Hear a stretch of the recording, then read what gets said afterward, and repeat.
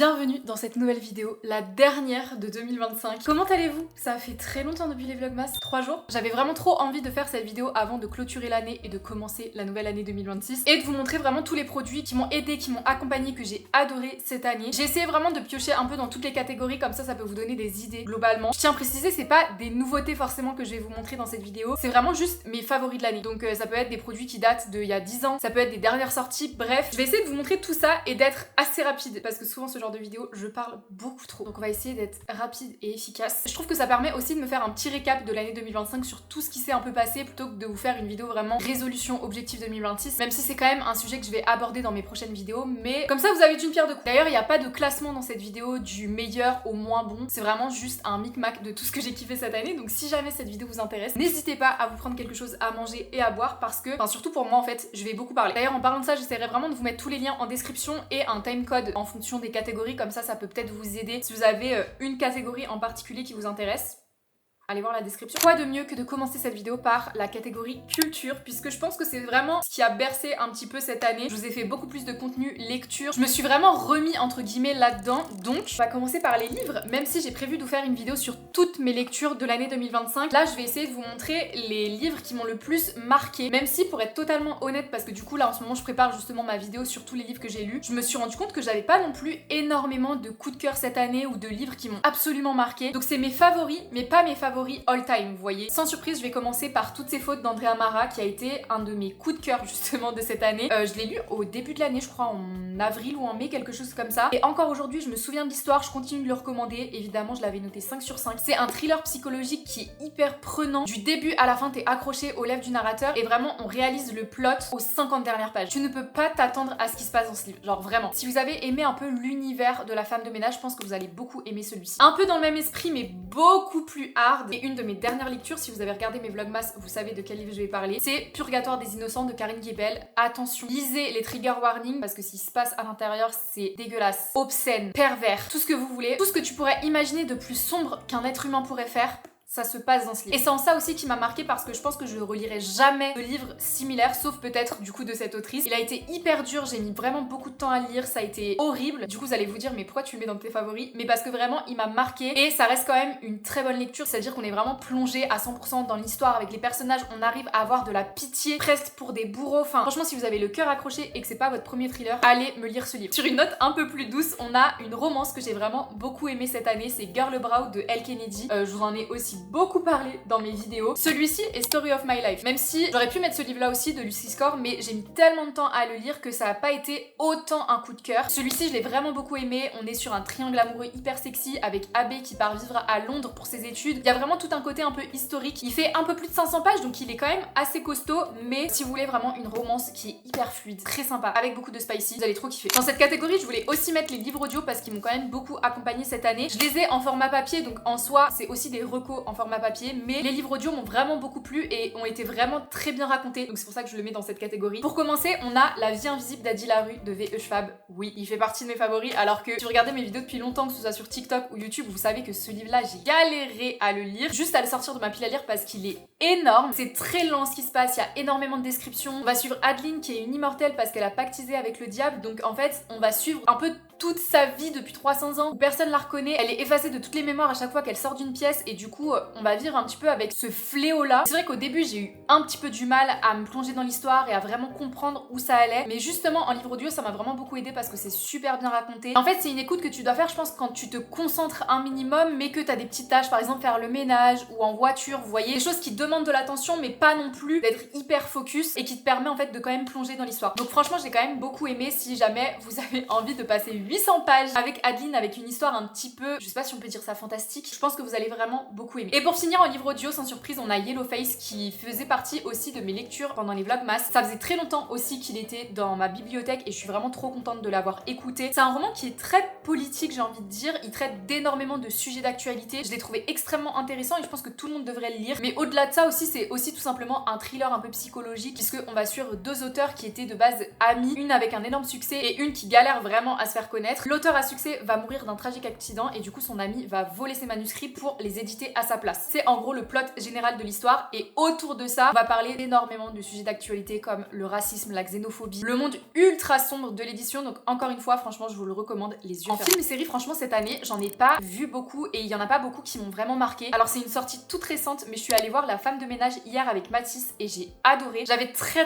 peur parce que je vous avoue que La Femme de ménage en livre, on en a eu une overdose. Je pouvais plus me la voir en peinture. J'ai acheté le tome 3, il attend encore dans ma bibliothèque. Et c'est vrai que j'appréhendais un petit peu la sortie du film parce que j'avais peur que du coup, le bon a priori que j'avais quand même de base tombe complètement en ruine avec une mauvaise adaptation au cinéma. Là où ça a pas du tout été le cas, je trouve que c'est hyper ressemblant justement au tome 1. Il y a énormément de détails qu'on retrouve dans le film. Les acteurs sont archi bien choisis, je pouvais pas envisager meilleur casting. Pareil pour les descriptions, enfin vraiment, je trouve que le film est hyper réaliste par rapport au livre. Donc on peut dire qu'il fait partie de mes favoris, sachant que Mathis qui m'accompagnait n'a pas lu le livre et il a aussi énormément kiffé l'histoire. Ça lui a même donné envie de lire le livre, genre le tome 2. Donc pour vous dire qu'il est vraiment très cool et que vous devriez aller le voir. Et après sinon évidemment on est allé voir Avatar 3 que j'ai beaucoup aimé. Après je trouve que c'est encore une fois un peu la même chose que ce qu'on avait dans les précédents. En fait c'est tout le temps bagarre et à la fin on sait pas qui va gagner, est-ce qu'il va y avoir encore une autre bataille. Enfin j'ai quand même versé encore une fois des petites larmes et tout ça, mais je trouve que ça commence à être un peu redondant par rapport à ce qu'on a déjà vu. Donc je le mets pas dans mes favoris, mais ça fait partie des films quand même que j'ai vus cette année. Et à part ça franchement il y a aucun autre film qui m'a vraiment marqué pour être honnête cette année. Donc voilà. Par contre cette année j'ai poncé YouTube. Je vous parle très souvent de mes chaînes YouTube préférées, donc je vais vous le redire dans cette vidéo parce que c'est vraiment des personnes qui m'ont accompagnée toute l'année. Je regarde vraiment beaucoup de vidéos américaines, donc je suis désolée si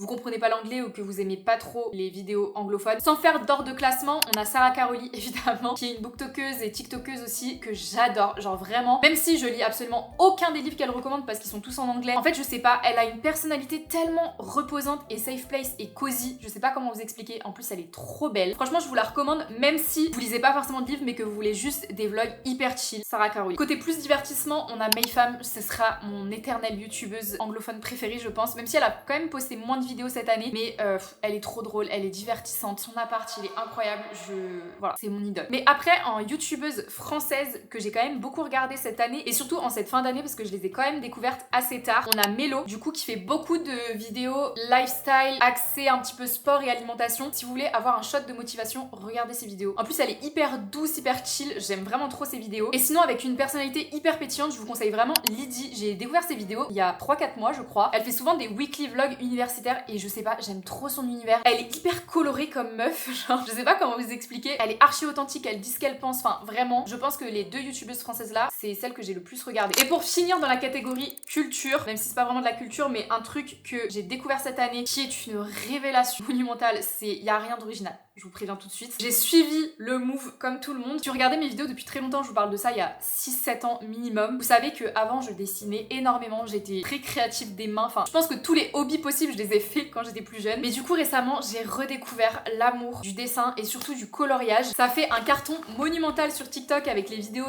hyper satisfaisantes de gens qui colorient des animaux comme ça. Mais c'est adorable, c'est ultra reposant. Et vraiment, je regrette pas du tout d'avoir investi parce que je pense qu'on peut vraiment parler d'un investissement à ce stade. Franchement, je suis trop fière de cette page, je la trouve adorable. Je m'inspire aussi beaucoup sur Pinterest, etc. au niveau des couleurs. Bon, lui, je l'ai pas terminé. Mais vraiment, c'est une révélation. Genre, si vous êtes stressé ou que vous avez juste envie de vous vider la tête devant une série ou un film ou une vidéo YouTube, vous sortez votre cahier de coloriage et vos feutres.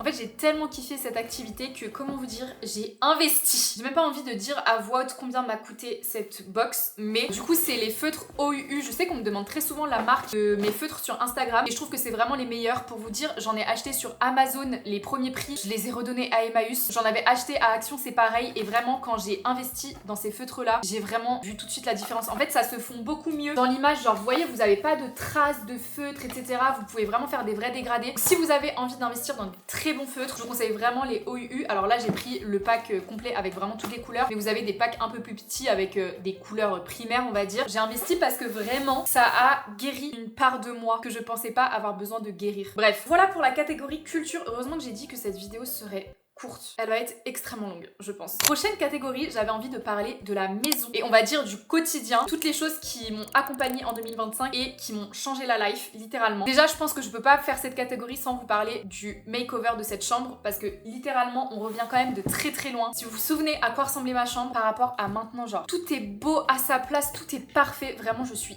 amoureuse de cette nouvelle chambre. C'est Ventunique qui nous a accompagnés pour la plupart des meubles, notamment le lit qui est mais un banger. Genre si vous voulez un lit coffre qui est confortable, qui est énorme, vraiment je pense qu'on peut facilement dormir à 5. Je crois que les dimensions là c'est 180 sur 200 et quelques, je sais plus exactement. De toute façon encore une fois vous aurez tous les liens en description. Mais vous pouvez aussi choisir la taille adaptée à votre chambre. Du coup vous avez plus petit, vous avez encore plus grand. On néglige trop le fait d'avoir une tête de lit, mais je vous jure que c'est tellement confortable. Pour moi qui ai dormi pendant facilement 5 ans juste sur un sommier, vous voyez juste avec les pieds et le matelas posé dessus, je regrette absolument pas ma collaboration avec Ventunique parce que je suis amoureuse de toutes les fournitures. Là je vous ai parlé du lit mais on a aussi les tables de chevet et les lampes de chevet que vous voyez ici qui sont exceptionnelles. Genre je trouve que ça rend trop bien dans la chambre et je regrette absolument pas d'avoir refait ma chambre parce que c'était quelque chose que je voulais faire depuis longtemps. C'est une pièce vraiment dans laquelle on n'allait jamais parce que bah elle était juste pas décorée, elle était pas chaleureuse, elle donnait pas envie de se poser. Mais alors depuis qu'on a tout refait, qu'on a redécoré, qu'on a accroché des cadres au mur, vraiment je passe ma vie ici. Donc encore une fois merci beaucoup Ventunique parce que sans vous je pense que ça n'aurait pas été possible ou alors ça aurait pris beaucoup plus de temps. Donc merci de m'avoir envoyé toutes ces jolies pièces parce que là c'était une collaboration mais si vous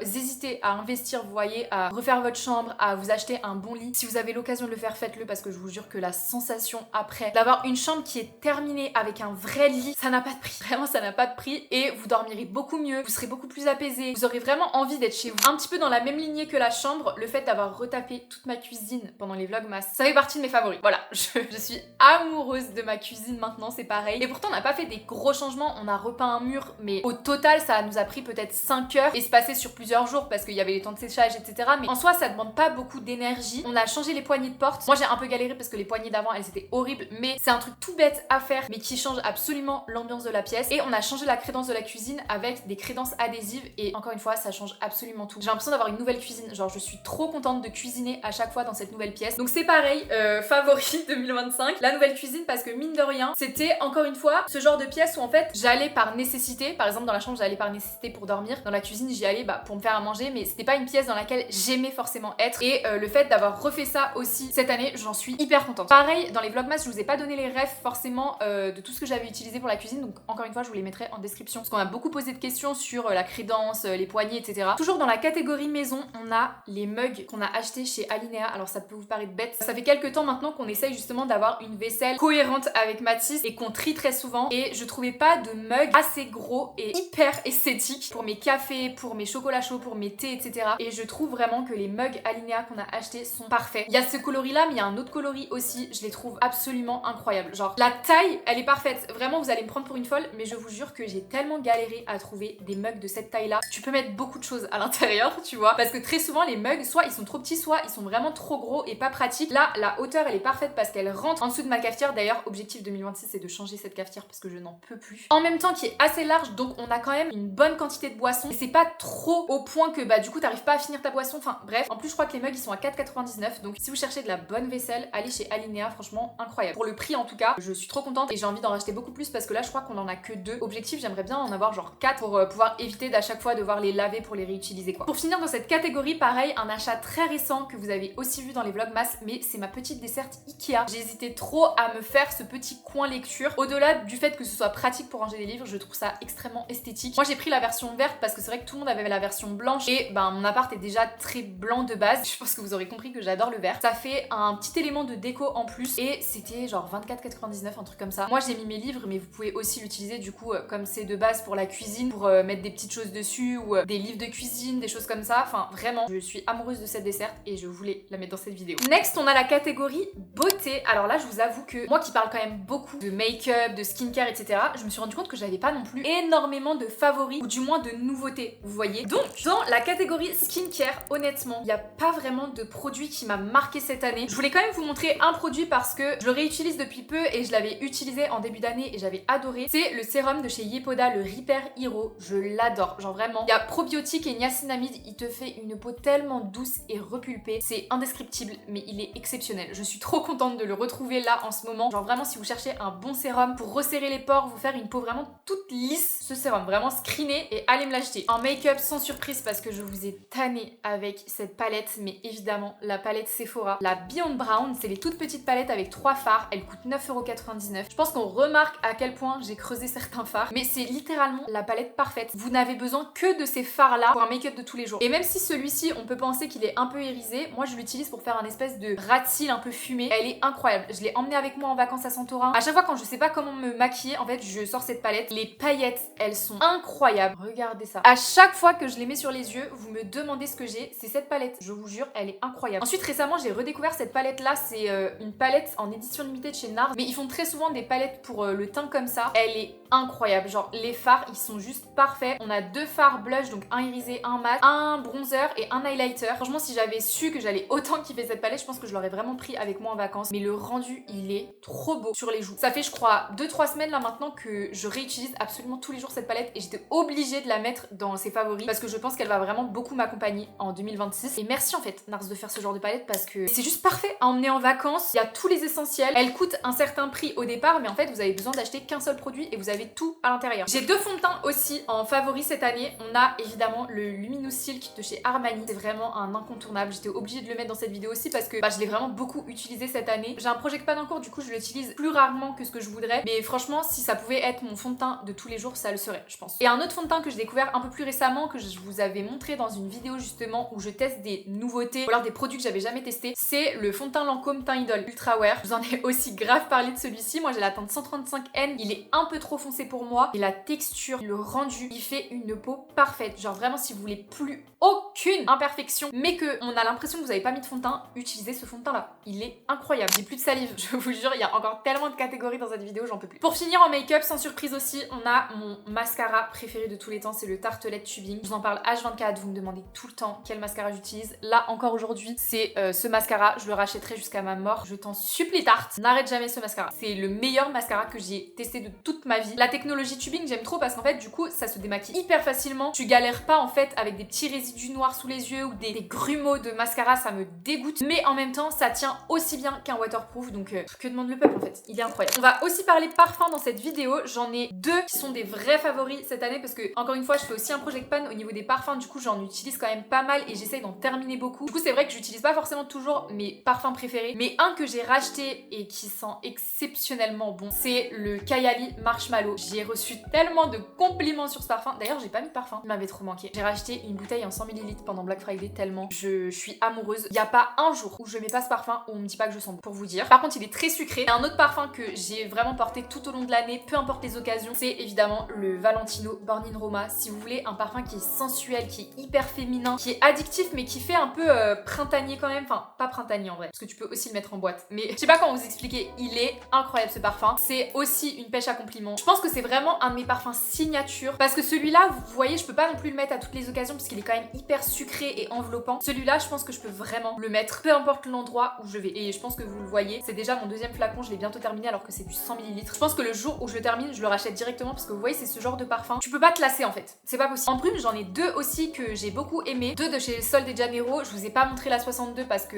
tout le monde en parle, mais elle fait aussi techniquement partie des brumes que j'ai beaucoup portées. Mais j'ai adoré sinon la brume numéro 40 qui est un peu plus fleurie mais qui a un côté aussi archi sensuel. Je l'adore celle-ci. Et une qui est un petit peu plus récente, c'est la Sundays in Rio. Elle est vraiment hyper fruitée pour le coup. De base en plus c'est pas du tout le genre de parfum que j'aime porter, les parfums qui sont trop fruités. Mais celle-ci je sais pas comment vous expliquer, j'adore l'odeur, elle est exceptionnelle. Et sinon un peu plus occasionnellement j'utilise le parfum pour les cheveux de chez Kayali, le Oudgasm Vanilla Oud. Tout est dans le titre, ça sent la vanille et le oud. Et j'aime trop le fait que ce soit un parfum pour les cheveux parce que ça rajoute encore quelque chose à ton parfum. Je le mets pas avec tous les parfums parce qu'il est quand même assez intense, mais à l'intérieur on a du sucre vanille, praline, safran, musc blanc, mousse de chêne et oud. Donc il est vraiment ultra sensuel, mais là pour la période hivernale, incroyable. D'ailleurs je suis désolée d'avance parce que je sais que dans ces vidéos j'ai tendance à me répéter beaucoup sur les mots, à dire exceptionnel, incroyable. J'essaye d'avoir un autre vocabulaire, mais y a rien qui vient. Next catégorie mode. Je pensais pas avoir cette catégorie dans cette vidéo parce que c'est vrai que j'aime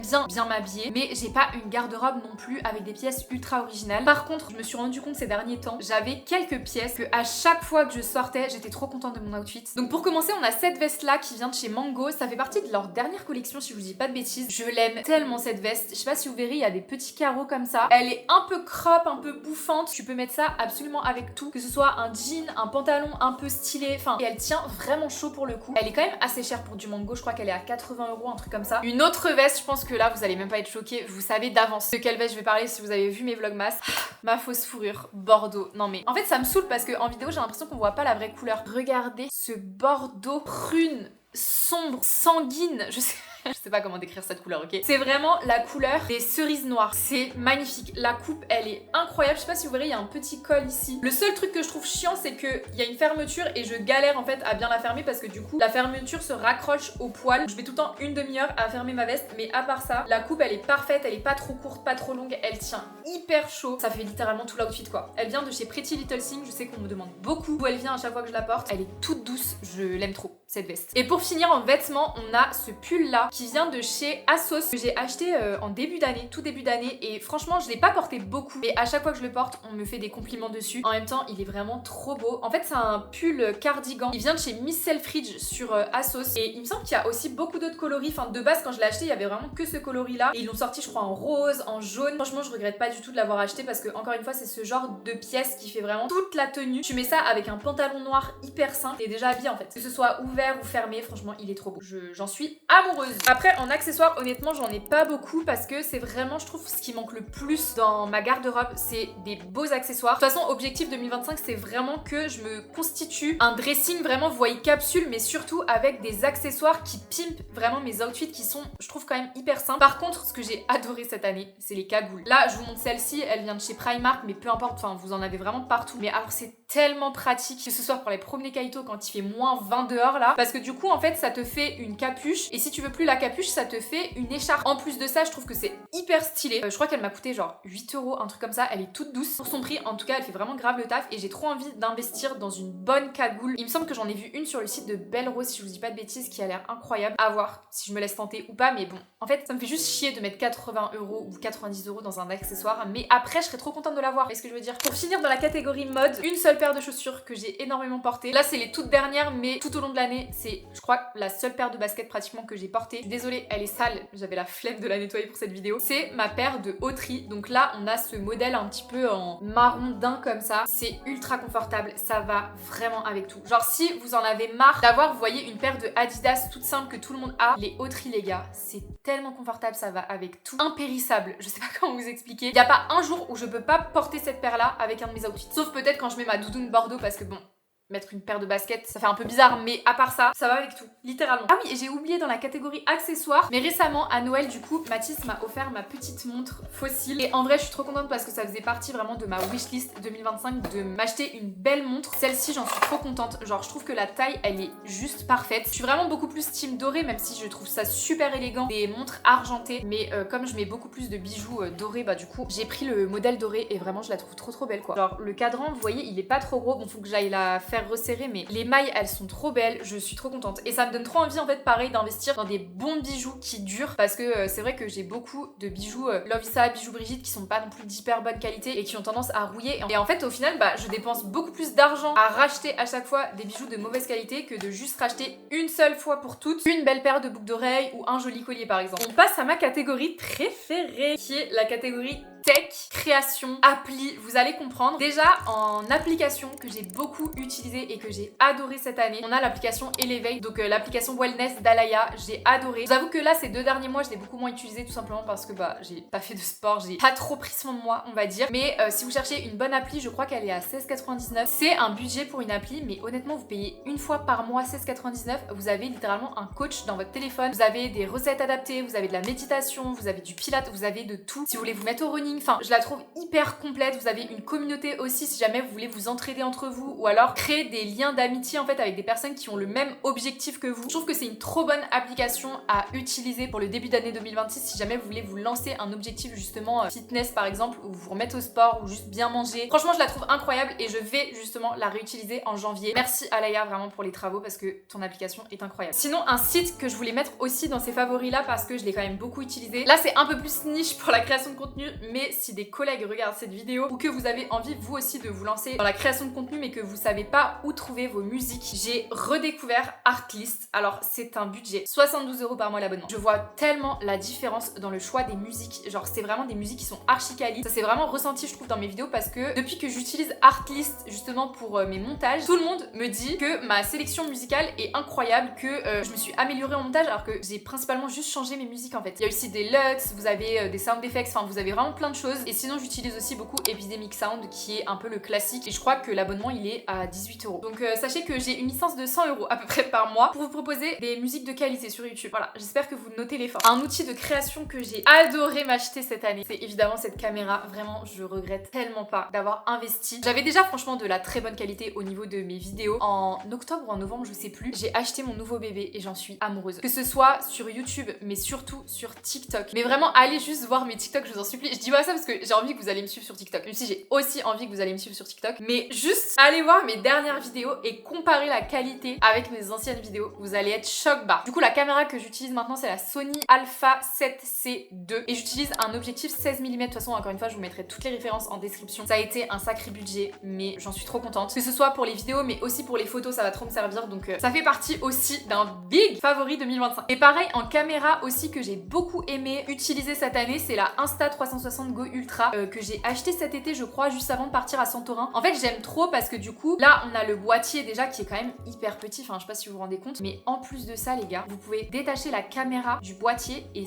ça, c'est votre caméra. C'est-à-dire que si vous êtes hyper timide, est-ce que là, vous remarquez que j'ai une caméra dans les mains? Pareil, c'est aimanté, donc en fait, vous pouvez l'aimanter à toutes les surfaces et chaque surface aimantée, ça devient un trépied. Vous avez plein d'accessoires qui vont avec pour avoir des angles hyper créatifs pour vos vidéos. Vraiment, si jamais vous êtes soit un vlogueur timide, soit que vous voulez avoir des angles de vue un peu plus créatifs pour vos vidéos, je vous conseille à 2000%. En plus, c'est waterproof, donc vraiment à Santorin, elle nous a trop servi cette caméra. C'est un budget, je crois qu'elle est à 500 €, un truc comme ça. Mais franchement, si vous faites du sport d'action, que vous faites des vlogs, que vous êtes timide, vous allez vraiment énormément vous servir de cette caméra. Le seul point négatif, je dirais que c'est la qualité quand il fait nuit, parce que vraiment c'est ultra pixelisé, c'est super moche. Même la qualité de ton téléphone est meilleure, mais j'utilise de journée ou alors pour vraiment faire des angles de vue un peu particuliers. Par exemple, je peux l'accrocher au plafond et on a une vue panoramique de la chambre. Enfin, je trouve ça trop stylé. Bref, si vous voulez une bonne caméra de vlog, je vous la conseille. Pour finir dans le côté high-tech, on a ce casque Sony qui m'a été envoyé par la marque et par la Fnac. Il est tellement léger. En fait, j'en suis contente parce que je reviens d'un casque Apple. Alors, j'adore le casque Apple, hein. Y a pas de sujet là-dessus. Mais vraiment pour faire du montage ou juste du sport, mais c'est tellement léger, c'est hyper agréable et on ressent beaucoup moins qu'on a un casque sur les oreilles au bout de certaines heures. Je trouve que c'était vraiment le plus gros souci du casque Apple, c'était qu'il était beaucoup trop gros sur les oreilles et qu'en fait il te fait mal au crâne à la fin. Que celui-là il est vraiment archi léger. On a aussi le réducteur de bruit. La batterie elle dure une éternité les gars, mais je peux l'utiliser tous les jours pendant une semaine sans avoir besoin de le recharger. Autre chose que j'ai adoré cette année, pareil c'est un peu niche mais encore une fois si vous faites de la création de contenu vous allez trop kiffer, c'est ce trépied là qui vient de chez Amazon je crois. Franchement j'en ai acheté des trépieds, j'en peux plus, j'en ai 40 chez moi mais j'ai jamais trouvé de trépied parfait, vous voyez, qui peut vraiment me servir pour tout. Celui-ci je l'ai emmené à Santorin pour vous dire, il est incroyable. Déjà il est hyper compact, là il y a juste ça mais ça vient de ma DJI, sinon il est plutôt comme ça. Je le trouve incroyable parce que du coup on a un embout pour ta caméra et on a un embout pour le téléphone qui a juste à remonter comme ça. Du coup en fait il n'y a pas besoin d'avoir de trucs à visser etc, il y a tout en un. Pareil ici normalement il y a une télécommande donc tout est directement intégré en fait dans ce trépied. Il est quand même super robuste une fois que vous le mettez bien en place. Je trouve que ça par exemple vous voyez ça baisse pas facilement. J'en avais un autre comme ça et en fait le poids de ma caméra était pas supporté et du coup il baissait comme ça, c'était insupportable. Mais en vrai celui-ci je l'utilise principalement pour ma DJI, pour faire des plans à la DJI. Mais honnêtement si vous voulez un trépied à tout faire pour emmener absolument partout, je vous le conseille à 2000%. Pareil il fait aussi selfie stick du coup et il est pas hyper lourd pour un trépied de cette qualité. Et pour finir dans cette catégorie, je ne pouvais pas ne pas mettre cet article, c'est évidemment ma petite Switch, mon oxygène. Il n'y a pas un jour où je passe pas minimum 3 heures dessus à jouer à Animal Crossing, à Minecraft, à Mario, genre s'il vous plaît quoi. J'ai tellement hâte les gars de reprendre les lives sur Twitch. Là je suis en train de préparer mon planning pour 2026. Je vous prévois des lives Twitch pratiquement tous les jours pour se refaire vraiment un marathon Animal Crossing. En plus si je vous dis pas de bêtises, il y aura une mise à jour en janvier du jeu donc j'ai trop hâte. Évidemment on fera autre chose que ça mais vraiment je suis trop contente de cet achat là. Certes c'était un sacré budget pour Noël mais en vrai j'en suis trop contente. Et avec la Switch j'ai aussi ressorti ma DSi. Si on m'avait dit un jour que j'allais pouvoir rejouer à Animal Crossing sur ma DS, j'aurais pas cru. Je suis dégoûtée parce que c'est pas mon jeu original, je l'ai racheté sur Vinted mais j'avais trop envie justement en parallèle de la Switch de jouer à la nouvelle version, de pouvoir retrouver aussi Animal Crossing sur ma DS. Enfin je jouais à ça quand j'avais 10 ans quoi les gars. En plus ça s'emmène absolument partout, je suis trop contente de l'avoir aussi bien gardé en bon état et voilà je pense qu'en fait j'avais vraiment besoin vous voyez de retrouver cette partie là de moi qui joue aux jeux vidéo parce que c'est vrai que ces derniers temps, enfin cette dernière année j'ai arrêté le live pratiquement du jour au lendemain sur Twitch donc j'ai arrêté de jouer aux jeux vidéo en même temps. Je me suis remise un petit peu à la lecture mais c'est pas pareil vous voyez que se divertir purement avec un bon jeu vidéo. Donc voilà, ça fait partie aussi de mes favoris 2025, même si ça fait pas si longtemps que ça, parce que ça me fait énormément de bien en cette fin d'année de pouvoir me poser et juste de réfléchir à rien sauf à mon jeu en fait. On va enfin conclure cette vidéo avec la dernière catégorie qui est les favoris de mes moments de vie un petit peu de cette année, parce que je trouve que cette année a été très riche pour moi. En vrai, je suis hyper contente de tout ce que j'ai pu faire cette année. Déjà évidemment en début d'année, j'ai commencé mon année sabbatique, c'est-à-dire que j'ai arrêté de travailler chez Sephora. Je suis encore sous contrat, hein. Je sais qu'il y a beaucoup de personnes qui me demandent si j'ai complètement arrêté, si j'ai démissionné. Je suis encore techniquement dans l'entreprise, c'est juste que j'ai fait une année sabbatique, une année de césure pour me consacrer aux réseaux sociaux et en avril 2026, je devrais donner ma réponse si du coup je reviens dans l'entreprise, si je redeviens salariée et conseillère de vente ou si j'arrête officiellement mon contrat. J'ai pas envie d'arriver à ce moment-là parce que même encore aujourd'hui, je sais pas. Je pense que je sais au fond de moi que je ne pourrais pas y retourner parce que forcément le fait que j'ai arrêté de travailler pour faire les réseaux sociaux ont pris une ampleur aujourd'hui encore plus grande que ce qu'elle était avant et je pense que ça a pris trop de place pour que je puisse avoir un job à côté. Mais en vrai, ça me fait un peu chier de quitter mes collègues, cette routine que j'avais. Du coup voilà, ça a été quand même un événement hyper marquant de cette année. Évidemment, je ne pouvais pas ne pas mettre mes premières vacances avec Mathis à Santorin. Mes premières vacances en vrai tout court de jeune adulte parce que les seules vacances que j'ai faites de toute ma vie c'était avec ma famille pour aller voir ma famille en Allemagne et sinon c'était des voyages avec le collège en vrai en Italie ou à Londres, mais je suis jamais partie en vacances, j'avais jamais pris l'avion de ma vie, enfin vraiment c'était mes premières vraies vacances en vrai pour moi cette année et ça m'a fait trop du bien, surtout de partir à Santorin. Enfin c'est vraiment une destination un petit peu clé on va dire dans un couple, c'est la destination romantique et franchement on a trop kiffé nos vacances. De toute façon vous avez un vlog qui est complet sur YouTube si jamais vous voulez aller voir ça. Je regrette absolument pas ce voyage même s'il a coûté très cher, très cher. Les billets et tout ça de base non, mais la vie là-bas les gars faut qu'on en parle. Je pense que je vous ferai une vidéo peut-être un jour sur TikTok sur combien ça coûte une semaine à Santorin en octobre parce que on a douillé. On a vraiment pris cher. Il y a aussi eu les Energy Music Awards cette année qui a été un big tournant, j'ai l'impression, dans mon mindset sur les réseaux sociaux. Je sais pas comment vous expliquer, mais j'avais jamais été vraiment invitée, vous voyez, à ce genre de gros événements parce que je portais pas autant d'importance aux réseaux sociaux que depuis cette année. J'ai été tellement touchée et honorée d'avoir pu vivre ça tout un week-end, d'avoir pu emmener Mathis avec moi, d'avoir pu découvrir un peu les backstage de cette cérémonie qui est quand même hyper prestigieuse entre guillemets. Et franchement, j'ai été trop contente de pouvoir y participer, donc ça fait aussi partie de mes gros favoris de cette année. Et une dernière chose aussi, je ne pouvais pas ne pas en parler dans cette vidéo, mais cette année j'ai eu le permis les gars. Désolée, mais faut qu'on en parle. J'ai 24 ans, je procrastine le permis depuis que j'ai 18 ans. Je trouve que cette année en fait il y a eu tellement de choses ultra positives dans ma vie, que ce soit mon année sabbatique, les vacances, les NMA, le permis, enfin vous voyez j'ai l'impression que j'ai accompli énormément de choses que je procrastinais entre guillemets, vous voyez, depuis longtemps. Me lancer à 100% sur les réseaux, c'est quelque chose que je procrastinais et que j'ai pu faire en me lançant dans mon année sabbatique. Le permis pareil, je me suis enfin bougé le cul cette année pour le passer, je l'ai eu en 3 mois. Les NMA c'est un peu un objectif aussi, vous voyez, quand vous êtes sur les réseaux sociaux, d'être invité à son premier gros événement comme ça. Et tout simplement les vacances, enfin prendre l'avion pour la première fois de ma vie, pouvoir voir la mer depuis le ciel, genre nos premières vacances en amoureux, enfin vraiment je trouve que cette année elle a été trop cool pour moi et j'ai l'impression vraiment d'être super chiante à dire ça et je sais que pour certains ça n'a pas été le cas non plus, mais j'ai envie de ramener aussi beaucoup de positivité dans cette vidéo. Je vous ai parlé un petit peu de toutes les choses que j'ai kiffé cette année, mais j'avais vraiment envie de finir sur cette note là que évidemment il y a eu des trucs plus ou moins cool dans cette année pour moi, il y a eu des choses un petit peu plus chiantes, mais globalement ça a été une année hyper cool et j'en tire vraiment que du positif et j'espère que 2026 sera sur cette même lancée. Franchement j'en doute pas parce que je sais pas, je me sens vraiment trop bien en ce moment dans mon quotidien, dans ma vie, donc voilà. Ça conclut cette vidéo favori qui était beaucoup trop longue. J'ai vraiment pas hâte de faire le montage, j'en ai crevé là. À partir de cette vidéo normalement tous les dimanches j'aurai un monteur, donc je suis très contente. J'ai vraiment hâte de pouvoir déléguer cette partie là pour pouvoir me consacrer à d'autres choses et puis voilà, j'espère que 2026 me réserve de belles surprises. J'espère que vous serez aussi nombreux à suivre un petit peu mes aventures. J'aimerais bien quand même reprendre les live Twitch, sortir un petit peu plus des choses qui sortent de ma zone de confort, donc j'espère que ce sera faisable en tout cas pour 2026 et puis voilà, moi je vous fais de très beaux bisous, sachant qu'on se reverra pas avant 2026, donc bonne année, bisous.